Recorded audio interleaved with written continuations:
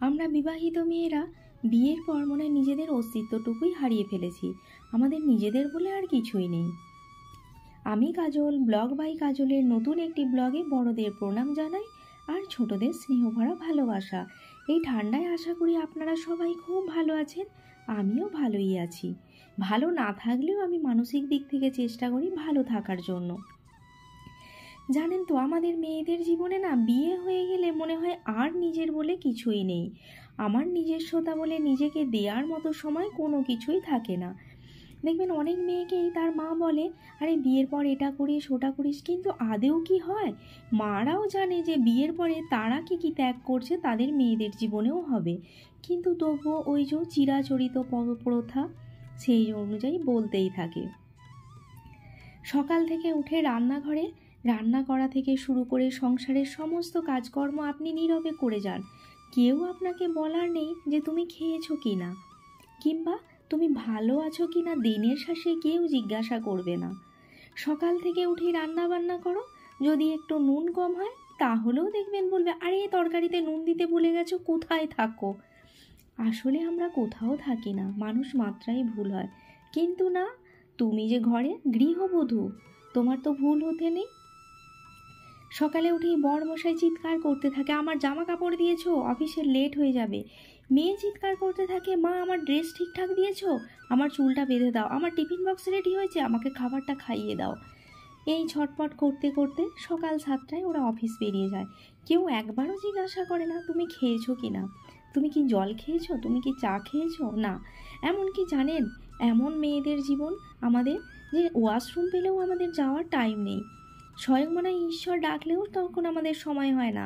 আর কেন জানেন, অনেকেই বলে আমাদের নাকি অনেক মায়া, জানি না কী জন্য, হয়তো হতেও পারে সেটাই কারণ। আর আমরা মেয়েরা ভাবি এটা করে নিই তারপরে ওটা করব। হ্যাঁ, বিয়ের আগে এগুলো ছিল না, বিয়ের পরেই এগুলো হয়। সকালে সবাই অফিস যাওয়ার পরও আমাদের শান্তি নেই। তারপরে ভাবি আরে সংসারের কাজগুলো গুছিয়ে করে নিই, তারপরে খাবার দাবার খাবো। নিজস্ব বলে কিছুই নেই। দেখবেন যা কিছু রান্না বান্না করি বেশি ভালোটুকু সেগুলো সন্তান স্বামীদের জন্যই আমরা তুলে রাখি। ওই যে বললাম, নিজেদের ভাবার জন্য আমরা একটুও ভাবি না। তারপরে মনে হয় আরে আমি যা করে চালিয়ে নেব, যাও কিছু একটা খেয়ে নেব, এই ভাবতে থাকি। কিন্তু আমাদের জন্য কি কেউ ভাবে? কেউই মনে হয় ভাবে না। তাহলে তো দিনের শেষে কিংবা কোনো একটা টাইমে কোনো একজন ফোন করে তো অন্তত জিজ্ঞাসাও করতো তুমি খেয়েছো কিনা। না, কেউ জিজ্ঞাসা করে না।